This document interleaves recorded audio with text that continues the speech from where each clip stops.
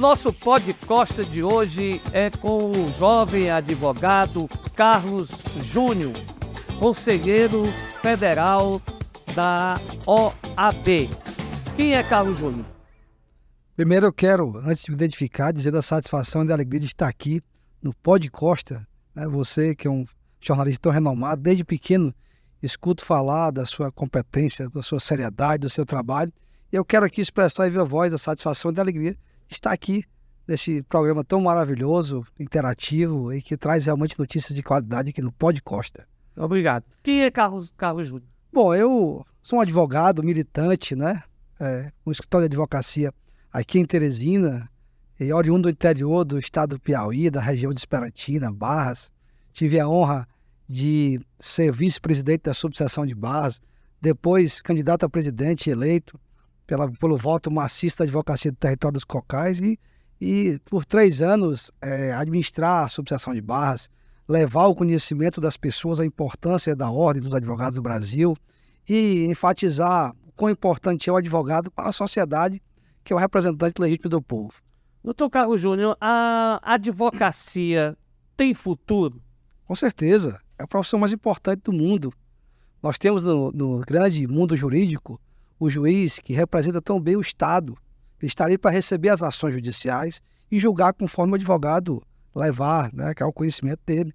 Os promotores, sabiamente, opinam para dizer se concordam ou não com aquela indagação. Mas o advogado, Feitosa, ele representa o povo brasileiro. Ele leva ao judiciário o socorro daquelas pessoas que estão ali com seus direitos lesados. Eles são os representantes legítimos do povo brasileiro. É quem eu sempre digo que é a ferramenta social do reconhecimento de direitos do cidadão. Por isso que ele é essencial e por isso que ele é a profissão tão citada na Constituição Federal, nossa Carta Magna. Como é que o senhor observa hoje essa questão dos cursos de formação da advocacia, de advogados? Esses cursos são bons ou houve uma proliferação de faculdades sem muita qualidade que estão colocando profissionais no mercado sem muito gabarito? Existe isso? Tem queixas? Olha, é claro e evidente que os cursos têm que ser bem fiscalizados. A prolação do conhecimento, ainda mais quando se trata de defender as pessoas, ele deve ser fiscalizado no sentido de que seja repassado de forma coerente, de forma correta, de forma proba. E a gente teve uma luta ano passado para barrar os cursos de EAD que o Ministério da Educação estava querendo conceder ao curso de Direito. E nós conseguimos barrar, através de provimento da OAB, enviamos o nosso socorro ao Ministério da Educação e logo foi atendido e os cursos de EAD foram barrados por iniciativa do Conselho Federal da OAB, iniciativa nossa no começo do ano passado. E a fiscalização realmente ela deve aumentar cada vez mais. Você fiscalizar a educação, que é um dos princípios basilares do Estado Democrático de Direito, é muito importante, é muito necessário. E nós, enquanto instituição de classe, autarquia sui generis, nós vamos cobrar cada vez mais que o Ministério Público, que o Estado de Direito, que o Ministério da Educação fiscalize de perto para que esses cursos sejam repassados, criados de forma qualitativa, para que não forme cidadãos, advogados que não tenham o conhecimento, não seja preparado, ou como dizia o Dr. Celso Barros, que não seja letrado. Certo. Como é que funciona hoje a fiscalização nessas faculdades? Por exemplo, tudo bem, ela recebeu autorização para funcionar e depois disso, pronto, não tem mais nenhuma fiscalização, não tem nada, as disciplinas não vão ser observadas, o nível dos professores, como é? Sim, nós temos uma comissão na OAB de estudo jurídico e comissão de ensino, comissão nacional. Porque a OAB ela tem a função regimental de valorizar o advogado e, evidentemente, de proteger a sociedade. Essa concessão do trabalho da educação, ela é obrigação, lógico, do Estado.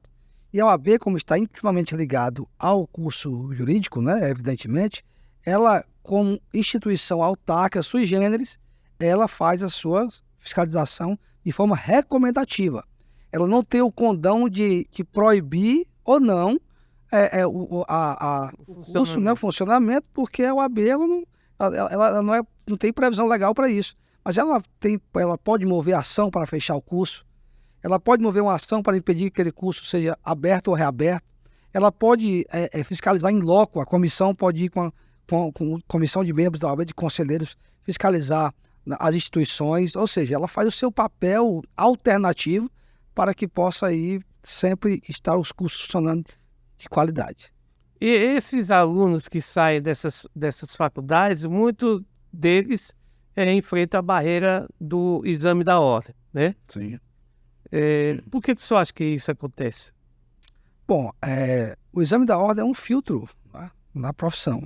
Como eu disse, tal qual o médico, mas ainda o advogado, ele cuida da vida da pessoa. O advogado ou advogada, eles podem dar um destino para uma empresa, por exemplo, que está em regime de falência, num processo de recuperação judicial.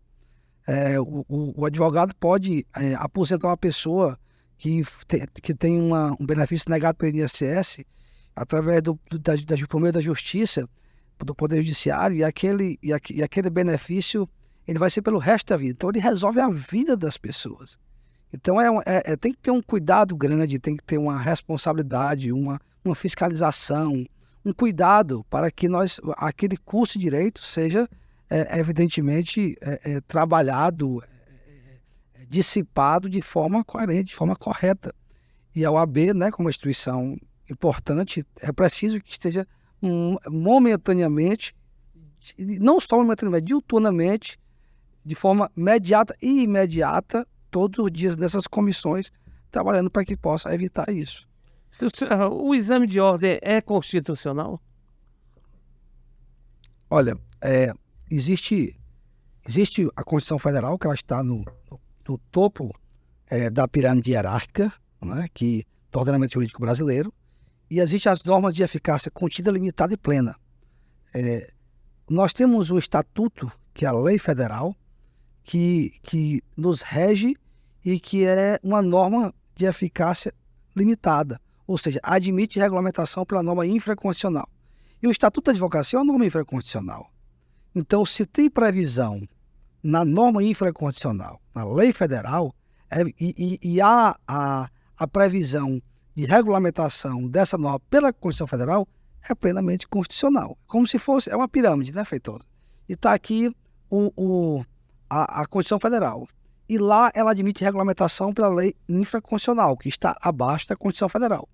E se naquela lei ela disciplina o exame da ordem, então, e aquela lei está sendo regulamentada pela Constituição Federal, então é lógico, por simetria, o exame de ordem é totalmente constitucional. E tem uma grande importância, porque ela vai preparar o advogado, né, o profissional, que vai cuidar das pessoas, como eu disse agora há pouco, que vai fazer com que aquela pessoa resolva a sua vida, não é, por aquela ação que é iniciada pelo advogado. Certo. O senhor é conselheiro federal, eleito aqui na chapa que elegeu o presidente da ordem e tudo aquele negócio dele. O que faz um conselheiro federal? Bom, nós estamos mensalmente em Brasília, a nossa função é em Brasília, participamos da sessão do Conselho Pleno, que lá a gente julga vários processos de interesse da Advocacia Nacional, de interesses da sociedade também, e também lá tem as câmaras, que são divididas por estados, né, para que nós possamos julgar também processos mais específicos. Por exemplo, eu estou no Conselho Pleno, né, onde ficam todos os conselheiros, 81 conselheiros do Brasil, onde nós estamos tratando de matéria plena, ou seja, por exemplo, um provimento que regula as eleições da OAB em todo o Brasil é votado pelo Conselho Pleno. As câmaras, por exemplo, eu sou da primeira Câmara que julga, por exemplo, inscrição de exame de ordem, por exemplo. Você foi negar a sua inscrição do exame de ordem aqui, aí você recorre para Brasília e lá eu sou responsável, em segunda instância, de julgar aquele processo para saber se mantém ou não o exame de ordem. Nós somos o STJ e o STF da OAB, né? Nós chancelamos ou não a decisão vinda de primeira instância dos estados. Não só a descrição, mas, por exemplo, os desagravos, como, por exemplo, as incompatibilidades, os impedimentos, tudo isso é julgado na primeira Câmara, certo? Então, matérias no pleno, certo? Que estão todos os conselheiros juntos, 81, e as câmaras são 3 câmaras, onde cada câmara tem um representante do Estado. No caso, 27 conselheiros compõem a minha Câmara, ao qual eu represento o estado do Piauí. E, além disso, eu, com muita alegria, presido uma comissão nacional. O Conselho Federal é composto pelos 5 diretores, os 81 conselheiros federais, e tem as comissões, são as pastas, como se fosse a Secretaria de Estado.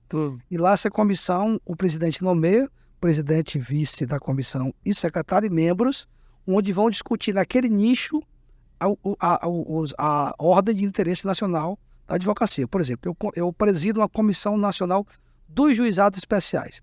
Tudo que é relacionado ao juizado especial do Brasil, que está passando pela OAB, passa por mim, como se fosse um filtro. Eu já vou discutir, elaborar um parecer e mandar para o presidente nacional no ponto para dizer o que ele tem que fazer para resolver ou não. Por exemplo, nós temos uma demanda lá que é para criar uma vaga do 5º Constitucional de juiz de advogados para ser juiz na turma recursal. Nós temos no Estado o juiz de primeira instância, né? Certo. Nós temos os desembargadores de segunda instância. No juizado especial, Feitosa, nós temos o juizado especial, o juiz de primeira instância que julga, e nós temos as turmas recursais, que são a segunda instância do juizado. Nas turmas recursais, nós não temos representantes da OAB, nós não temos juízes que são nomeados pelo 5º Constitucional da OAB, como temos no Tribunal, como temos no TRF, como temos no STF, como temos no STJ, nós não temos. Então, eu estou lá com a demanda para que o Congresso Nacional faça a edição de uma lei, para que, na verdade, uma emenda constitucional, para que possa ter nas turmas recursais um advogado, sendo juiz, eleito pelo 5º Constitucional para representar a advocacia ali. Porque muitas vezes, onde tem somente juízes, o interesse da advocacia às vezes fica escasso, ou até extinto às vezes. Quando tem um advogado lá, que veio, o mesmo juiz, mas que veio da advocacia, ele com certeza vai defender os interesses da advocacia, de forma imparcial, lógico, com o intuito de melhorar o funcionamento judiciário e o atendimento da sociedade, não para uso próprio de maneira alguma. Certo. O conselheiro federal da OAB, ele tem remuneração? Nenhuma remuneração. Nenhum tipo de remuneração, nenhum tipo de diária, nem jeton, nem nada. Nada, nem passagem, quer dizer que o senhor vai... Não, nós temos, evidentemente, passagem aérea até Brasília, nós temos a hospedagem, a alimentação, e nós temos um carro oficial que faz o nosso deslocamento do aeroporto para o hotel e do hotel para o Conselho Federal. Para outro lugar, de maneira alguma. O carro fica à minha disposição para o Conselho Federal e para o aeroporto no horário comercial. Aqueles carros, né, oficiais como o do Congresso Nacional. Mas não temos nenhum tipo de gratificação, nenhum tipo de remuneração. Não, é um trabalho eminentemente voluntário mesmo. Tem que fazer com amor, tem que gostar. Ninguém na direção da OAB tem remuneração? Ninguém na direção da OAB. Quem é remunerado lá? São os funcionários? São os funcionários, né, os assessores, mas os diretores, os conselheiros, os membros de comissões, presidente de comissão, nenhum são remunerados. É um trabalho totalmente voluntário. Doutor Carlos Filho, por que a OAB, os advogados, falam tanto em democracia, falam tanto em Estado democrático de direito, e a eleição na OAB é indireta, não é democrática? Isso é uma crítica que é feita, Feitosa, nacionalmente. Eu sou um verdadeiro defensor da democracia, do direito de todos, da participação, do pluralismo. Eu sou um membro de ordem oriundo de uma revolução onde clama pela participação de todos nas decisões políticas do Brasil, principalmente da ordem, né, dessa instituição classista que é tão importante. Eu sou defensor do Estado democrático, da democracia, do pluralismo, da participação de todos, do voto, da disputa. É muito importante, tem que haver isso. E a OAB, no que pese ela ter uma história democrática, desde a época lá do João Goulart, das diretas já em 85 com o Bernardo Cabral, com a luta aí, até nos impeachments dos presidentes funcionando como cursus legis, essa história democrática, ela é mantida, essa excelência da instituição, ela é respeitada. Agora mesmo, onde nós lutamos aí para que a decisão do Alexandre de Moraes seja derrubada na sustentação oral dos advogados, ou seja, é uma luta pela democracia mesmo. O apoio aí contra essas ações que junto ao Congresso Nacional, que foi horrível, foi algo antidemocrático. Nós lutamos não só pelas pessoas que as pessoas fossem punidas, mas também pelo direito que essas pessoas punidas têm de se defender. Então é uma luta democrática imparcial que a ordem sempre trava. E a eleição da OAB é muito discutida. Eu mesmo que andei em vários estados ao longo desses 2 anos de mandato, né? Eu conversei com vários presidentes, com vários conselheiros, com vários presidentes de subseções. Eles indagam muito sobre isso. Mas nós temos que realmente reformular isso, mas com muito cuidado. Porque a democracia, ela é tratar, como dizia Aristóteles, né? A justiça distributiva, tratar os iguais igualmente e os desiguais desigualmente. Nós temos no estado do Piauí 23 mil advogados. Nós temos em São Paulo 500 mil advogados. Então, assim, é uma diferença grande. Como se vai fazer eleições diretas da OAB Federal se nós temos uma diferença grande entre os estados de número de advogados? Assim, o Conselho Federal, toda vez, iria eleger um presidente de São Paulo, porque só São Paulo elege. Nós temos 1 milhão e 400 mil advogados. Se 300 mil advogados, 400 mil advogados votar no 1 milhão e 400 mil em todo o Brasil? Todo o Brasil. Todo o Brasil? Todo o Brasil. Primeiro São Paulo. São Paulo tem 500 mil. Depois Minas Gerais. Depois Minas com quantos? Minas tem em torno de 400 mil advogados também. Aí vem depois de Minas. Aí Minas, se eu não me engano, parece que vem O Rio? o Rio de Janeiro, entendeu? Com 280 e poucos mil. Ou seja, é uma diferença grande. Aí vem aqui o Maranhão tem 28 mil advogados. Vem o Piauí tem 23 mil advogados. Vem o Ceará. Então, assim, é uma diferença grande. Eles iam, toda vez o Sul iria levar. Então, esse sistema democrático de eleições pelos representantes, os conselheiros federais... Como é que é feita a fica eleição? representativo. Então, vamos aqui. Como é que é feita a eleição a nível estadual? A nível estadual, é eleições diretas. A advocacia sai para poder votar. E já na nacional, depois que a advocacia elege seus conselheiros federais, os conselheiros federais irão votar lá em Brasília no próximo presidente nacional. O que eu discordo, eu iria complementar ali com o raciocínio, com a fala anterior, Certo. o que eu discordo é com chapa única. Não concordo com chapa única. Nós temos que fomentar a disputa, mesmo sendo eleições indiretas. Nós estamos aqui com 2 eleições da OAB, 3 eleições da OAB, que é chapa única. Isso não representa uma democracia direta. Por que está existindo isso? Porque, creio eu, que deve haver algum acordo. Não tem resistência, não tem um movimento contrário à atual orientação. Ela já vem de três mandatos numa mesma linha, né? Os advogados têm se queixado que as suas prerrogativas têm sido desrespeitadas e a reação da direção nacional da OAB tem sido considerada bastante tímida, não? Olha, com relação a essa questão de chapa única, já existe inclusive movimentos, todas as eleições, existe um ensaio de movimento. Nós tivemos, por exemplo, há 3 eleições atrás, um presidente que é maranhense e piauiense, né, como Marcos Vinícius Hurtado Coelho, que foi eleito através de uma disputa no Conselho Federal. E logo depois que ele entrou, que ele saiu, está com 3 eleições que é chapa única. Mas todas as eleições, eles ensaiam um movimento, dessas 3 eleições, de lançamento de uma outra chapa para disputar. E nessa eleição está mais pujante. Os estados estão discutindo, estão alavancando um sentimento de disputa, e esse sentimento está sendo aflorado bem cedo. Então, creio eu que esse ano terá, sim, com certeza, uma disputa e fomentando a democracia, o que é muito importante e muito bom para os advogados. Então, vamos aqui sobre o processo de eleição. O mandato é de 3 anos, é isso? 3 anos. O mandato é de 3 anos. O atual presidente da OAB, o Celso Barros Neto, ele já está com quanto tempo? Ele já vem do 2º mandato. Ele foi eleito em 2018, né, para assumir o mandato de 2019 até o final de 2021. E foi reeleito em 2021 para assumir o mandato de 2022 até 2025, no caso, né? Certo. Já é de 25. Já é o 2º mandato, já que ele está na OAB. Há muito tempo que isso não acontecia, viu? Falta quanto para encerrar o mandato dele? Falta pouco mais, 11 meses, né? 10 meses. Certo. E aqui, como é que vai? Vai ter enfrentamento ou vai ter chapa única? Que Aqui sempre tem enfrentamento. Aqui sempre tem enfrentamento. É uma OAB bonita de se ver a democracia disputa. Nós temos aqui vários candidatos, né, que na última eleição mesmo nós tivemos uma maioria de 59 votos, né, teve um candidato da oposição, que foi o Raimundo, Dr. Raimundo, que foi candidato, Celso Barros, da nossa chapa, e o Carlos Henrique, né, que foi terceiro colocado, teve em torno de 1.800 votos, que inclusive está aliado agora ao grupo político do Celso Neto, né, nosso grupo político está junto aí nesse mesmo sentido, irmanado com esse mesmo objetivo. Né?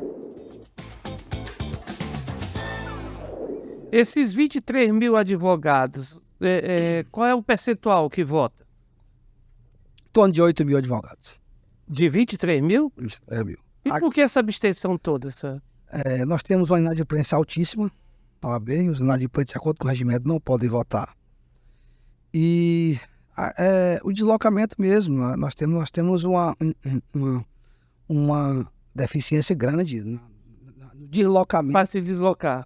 No deslocamento. E não pode votar na localidade, não? Pode, inclusive nós temos 18 subseções.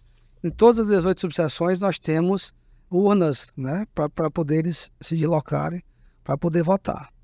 Todos eles, todas essas urnas. Só que assim, muitas vezes, por exemplo, nós temos Barras, aí tem Boa Hora, tem Nossa Senhora dos Remédios, tem Porto, tem Campo Largo, que às vezes é uma distância razoável e os advogados têm dificuldade de deslocar.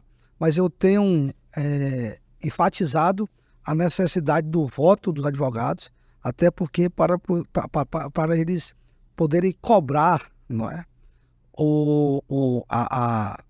uma boa administração, né, a presença dos advogados eleitos, né, para compor aí esse triênio tão disputado. Certo. Doutor Carlos Júnior, e o senhor falou em inadimplência, né? O advogado, ele paga uma anuidade, como é? Ele paga uma anuidade, salvo engano, se você pagar em janeiro, é R$ 899, né? Ele paga para desfrutar todos os benefícios da OAB. A OAB é uma instituição autárquica que vive que consegue sobreviver dos recursos próprios das anuidades, e evidentemente esse valor ele sustenta toda a instituição, que devolve a advocacia com um suporte incomparável a qualquer instituição de classe. O senhor tem uma estimativa de quanto a OAB do Piauí, por exemplo, arrecada para ter esse trabalho? Não tenho. O senhor não tem? Não, nunca participei dessa parte, eu nunca fui conselheiro estadual. Como é que funciona a OAB mesmo? Presidência, aí tem as câmaras, como é que funciona? Nós temos o presidente estadual, vice-presidente, que acaba sendo a coordenadora das comissões. Nós temos a secretária-geral, né, que cuida parte da secretaria, o secretário-geral adjunto, que é o corregedor também, né, que fiscaliza os advogados, e temos o tesoureiro, né, que quem cuida das finanças da OAB. Né? Temos 34 conselheiros estaduais titulares e 34 conselheiros estaduais suplentes. Temos o Tribunal de Ética e de Disciplina da OAB, né, que funciona na sua integralidade, com um grande presidente, fiscalizando a atuação dos advogados para moralizar cada vez mais a advocacia. E temos as 84 comissões, né, que são as pastas da OAB, que em diferentes nichos cuida da sociedade da advocacia. Comissão de prerrogativas, comissão de relação com o Poder Judiciário. Para você ter uma ideia, nós temos até comissão da OAB Direito na escola, para que possa levar aos estudantes lá do colegial o conhecimento do que é o direito, das matérias de direito, para saber, para incentivar a defender os seus direitos. Então a OAB ela funciona basicamente dessa forma. Tem os funcionários, evidentemente, que cuidam da parte, né, motoristas, e, né, secretaria, enfim. E nós temos ainda, por último, a Caixa de Assistência à Advocacia, que é uma irmã da OAB, né, um órgão que assistencializa a advocacia. Nós temos, por exemplo, nós fornecemos vacinas gratuitas para toda a advocacia. Nós temos lá na CAP serviço de odontologia, fisioterapia, salão de beleza, pousada, aqui na OAB funcionando. Nós temos uma sala de estudo que funciona todo dia até meia-noite, gratuitamente para os advogados. E por último temos a Escola Superior da Advocacia, que agora mesmo está ofertando cursos de pós-graduação gratuita em direito eleitoral. E as outras pós-graduações, evidentemente, é paga, mas com um valor razoável, né, que nem se compara com... Como é esse valor razoável? torno de R$ 250 mensais. E esse curso de pós-graduação em Direito Eleitoral, como é que funciona? Você se inscreve e você participa do curso. Já começou o Já curso? começou. E é gratuita, totalmente gratuita. Então, começou, não pode mais aproveitar ninguém, né? Porque não houve uma divulgação. A OAB parece que não teve interesse de divulgar, né? Houve uma divulgação nas redes sociais, né? Hum. Até porque as inscrições elas são limitadas, não pode botar 23 mil advogados para fazer esse curso, porque ela é gratuita para os advogados, mas é pago pela OAB. A OAB paga a instituição de ensino e a instituição emite o certificado. Mas teve um seletivo, como foi que funcionou? Porque pode até ter sido falha minha, mas eu não ouvi anúncio de que teria esse curso, não teria nada. Para todos os advogados. Para ser bem democrático, teria que ser bem divulgado, não era não? Não, mas todos os advogados receberam os e-mails para Receberam? Ter o processo seletivo, tem que estar adimplente, muito importante se você... Tem que estar em dia, né? Em dia, adimplente, entendeu? Então todos eles que tiveram interesse participaram. Quantas vagas, você sabe? Não sei dizer. Não sabe. Agora me diga uma coisa, doutor Carlos Júnior. Quais são as medidas que podem ser tomadas por advogados? Até onde? Quais são as etapas de punição dos advogados, aqueles que incorrem e que cometem algum deslize? Como é que funciona? Olha, nós temos o Tribunal de Ética e Disciplina e temos a Comissão de Fiscalização. Qual é a pena máxima, a punição máxima? Exclusão. Exclusão da OAB. Aí não pode mais advogar. Pode mais advogar. Por quanto tempo ou definitivamente? Não, definitivamente. Certo. Para fazer isso, para ser excluído da OAB, ele tem que ter cometido o quê? Ele tem que ter cometido um ato infracional muito grave. Quais são esses atos infracionais muito graves? Ele pode, por exemplo, ter cometido um crime de assassinato. Ele pode muito bem ter, por exemplo, ter sumido com os autos do processo quando físico. Então, assim, são algo bem grave que, evidentemente, obedecendo o devido processo legal, contraditório para a defesa, ele vai ser processado com direito a recurso e, uma vez transitado e julgado, aí ele sofre as penas, não é? Ele pode recorrer para a OAB Nacional? Vamos aqui enumerar, da pena mais leve a pena mais dura que o advogado pode sofrer. Censura. A mais leve? A mais leve. Como é que funciona a censura? Censura pública, censura interna? É uma censura pública. O processo é sigiloso. Uma vez transitado, julgado e condenado, é feita a censura. Você vai ter escrito nos anais da ordem aquele ato infracional que você teve, e evidentemente isso prejudica no seu currículo, certo? E a pena máxima é a exclusão, você perde a carteira da ordem. Certo. Teve ampla repercussão em Teresina, e acredito que no estado, aquele caso do advogado que atropelou, envolvido num atropelamento que redundou em morte, e houve uma manifestação dos advogados na central de flagrante e tudo, e esse advogado hoje faz parte, continua como diretor da OAB. Diretor tesoureiro da OAB, eleito pela advocacia piauiense. Certo. Não se pode excluir do mandato um advogado que foi eleito pela advocacia piauiense por um processo que nem transitou em julgado. Então, assim, advogado que atropelou e assassinou e etc., isso ainda não pode ser totalmente conferido ou dado uma certeza, porque o processo não transitou em julgado ainda. O processo está na fase de conhecimento, não foi nem para a fase recursal. Então, quando o processo for para a fase recursal, que esgota todas as instâncias, que transitar em julgado, aí nós podemos dizer que aconteceu isso. Agora, nós não podemos pré-punir uma pessoa, nós somos defensores do Estado Democrático de Direito, da Constituição Federal, da presunção de inocência, do devido processo legal. E, Feitosa, eu enfrento qualquer situação para defender a liberdade, para defender a democracia, o direito de defesa e a responsabilidade. Porque a responsabilidade que se tem não é para você assumir algo que você não fez, mas você assume quando realmente for provado que fez de errado. O senhor não sentiu que houve nenhum abalo na imagem da OAB, não? A permanência do cidadão lá na diretoria da OAB? O abalo, ele é criado, né, por pessoas que talvez tenha opiniões antidemocráticas, inconstitucional. Quem conhece a Constituição, advogado que conhece a Constituição, presunção de inocência, o devido processo legal, ele sabe que é preciso defender isso antes de condenar a pessoa. Certo? E isso, evidentemente, ninguém pode condenar a pessoa. E, além disso, salvo engano, eu não tenho conhecimento exatamente desse processo. Eu também não. Direto, mas, pelo que eu soube, nas entrelinhas, é que já houve até uma boa relação com a família, já houve até indenização civil.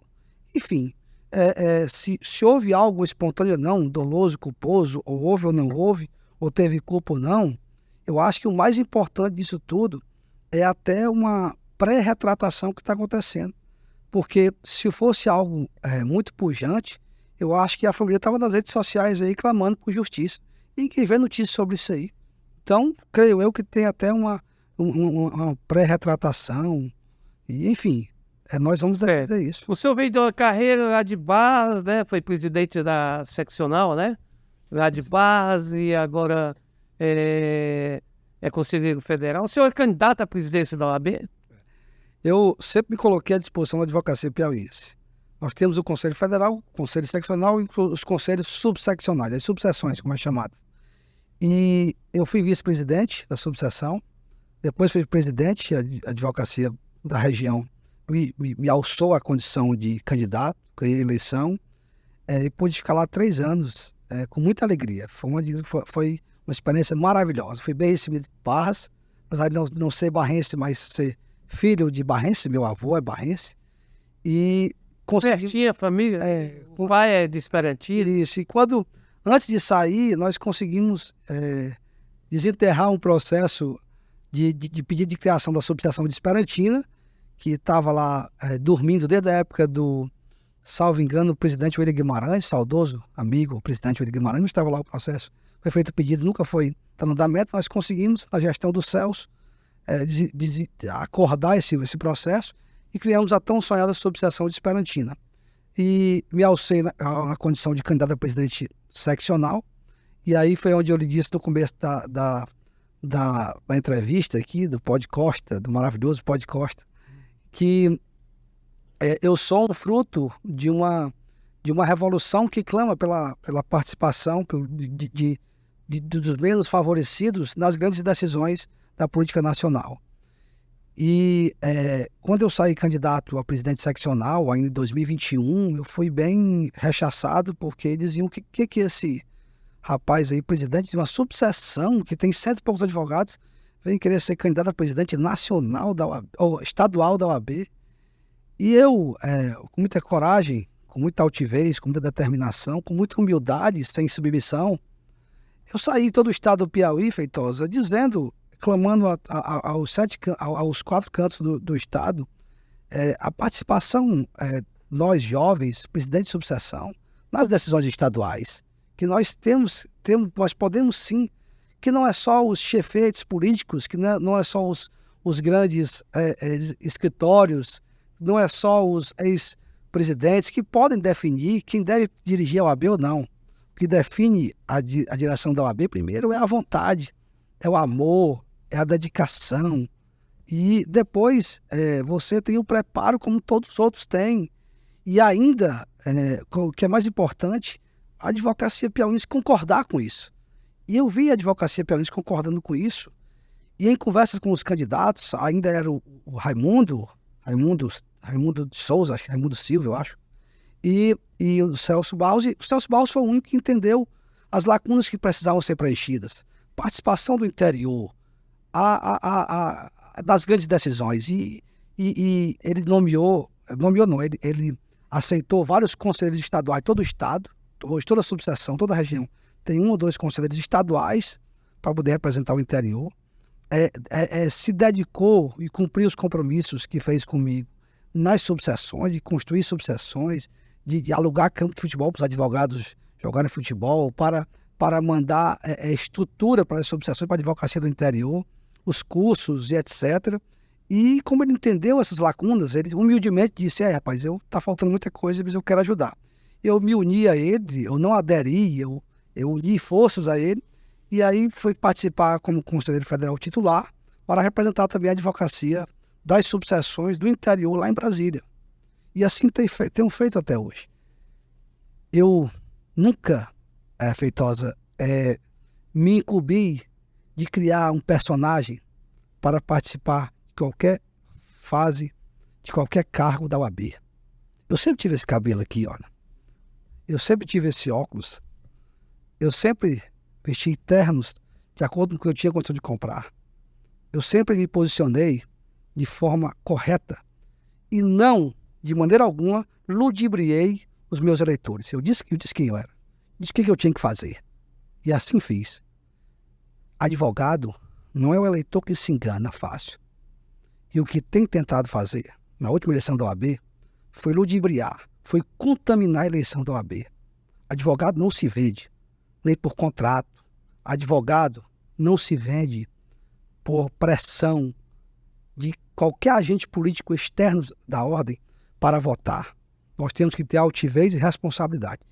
Nessas eleições, eu vou me incumbir pessoalmente de evitar que a OAB seja contaminada com agentes políticos externos para usar a OAB como lobby, para vender a OAB em troca de favores políticos. Isso não irá acontecer. Nós temos que ter envergadura moral para estar na OAB. Nós temos que ter respeito e respaldo. E não brincar com a ordem, brincar com a advocacia piauiense. Isso já aconteceu? Com certeza.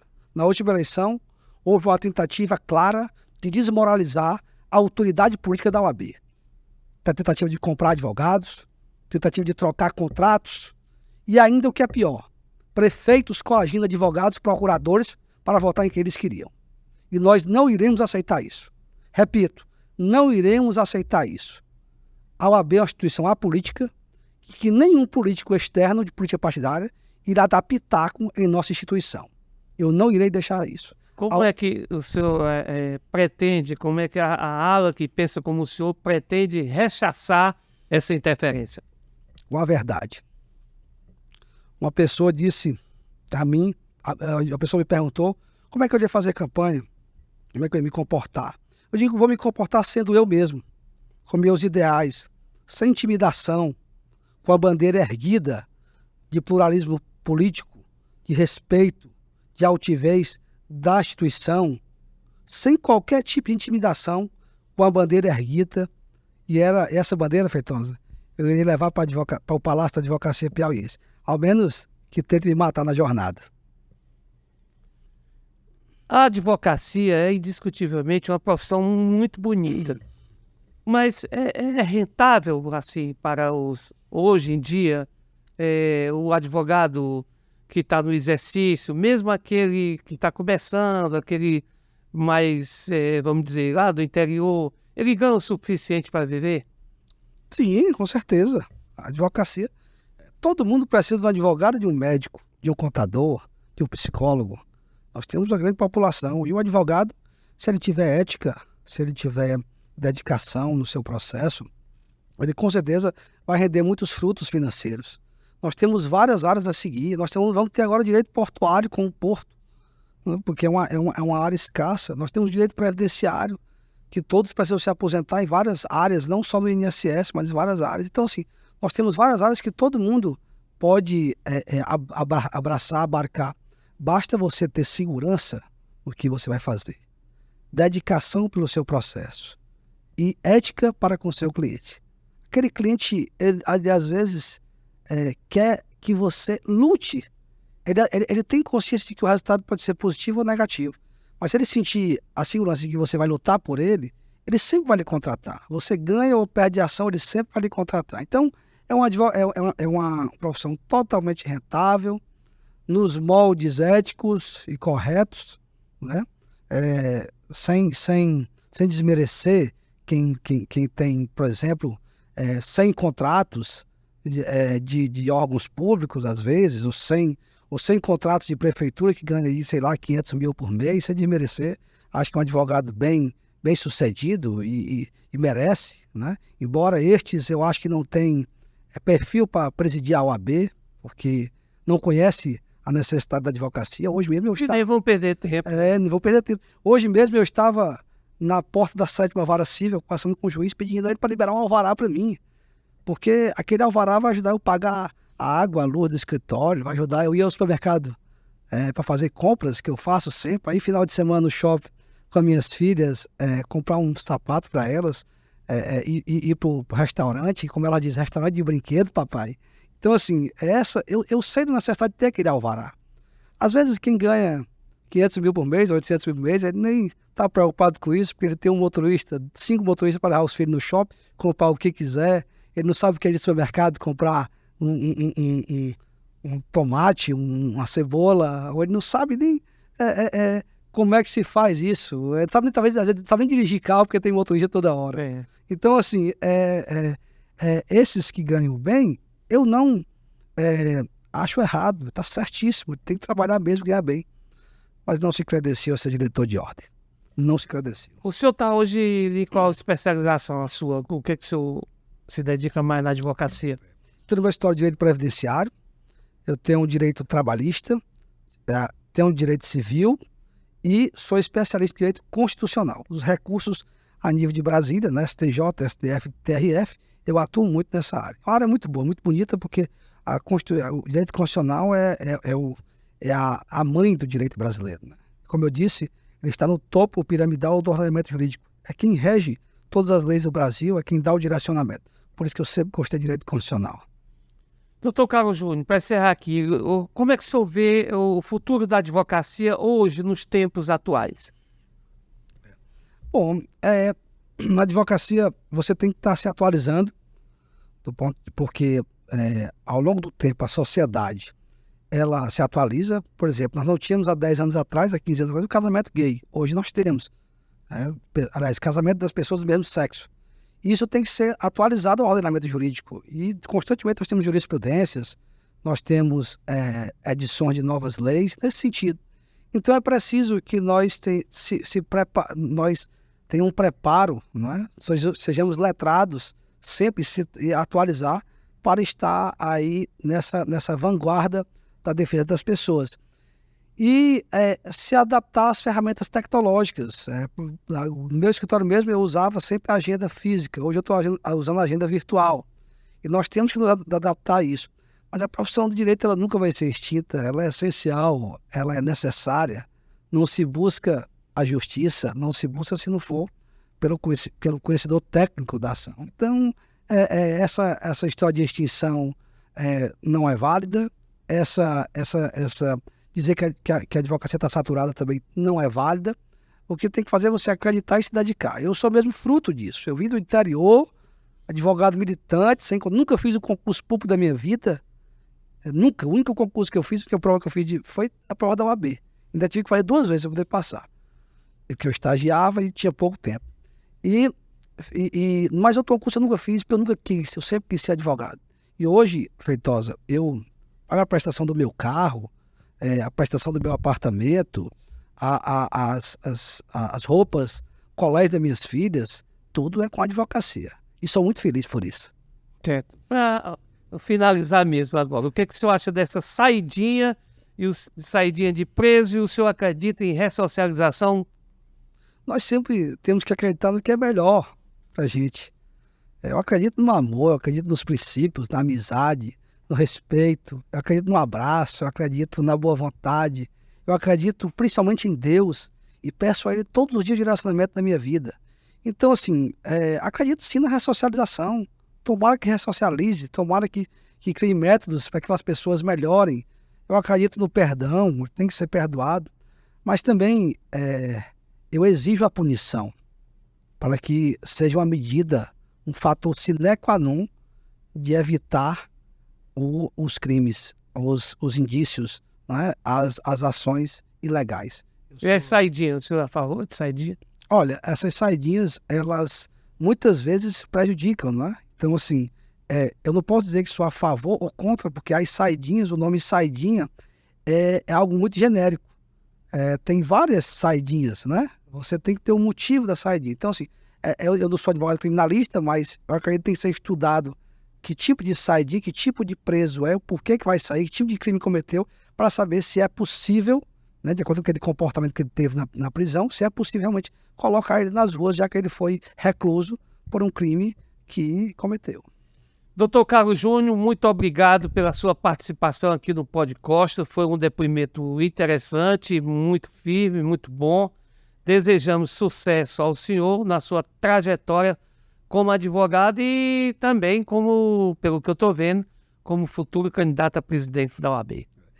Eu só lhe agradeço, eu tenho muito respeito por você, eu lhe admiro bastante, eu sempre lhe sigo, eu sempre vejo você nos grupos, eu sempre admiro seu posicionamento, jornalista corajoso, de credibilidade, eu tenho o maior respeito por você e quero deixar isso registrado, claro, que sempre estarei à disposição. Meu pai sempre diz que nós temos que estar à disposição dos jornalistas, porque são eles que são o fator de desenvolvimento social, porque levam a informação. E eu estou à sua disposição. Muito obrigado pelo convite e peço a Deus que lhe abençoe e lhe conserve ser essa pessoa tão preparada e tão humilde que você é. E o senhor também, com certeza. E um grande abraço também para o seu pai, que é jornalista, é advogado também, mas foi do batente como jornalista, começou praticamente conosco no antigo Jornal do Estado, de Helder Feitosa, enfim, e um grande companheiro. Muito obrigado. Um grande abraço, acione lá o sininho, nos siga no YouTube, no Facebook, enfim, nas plataformas que tem aí com o Pod Costa. Tenham todos um grande abraço.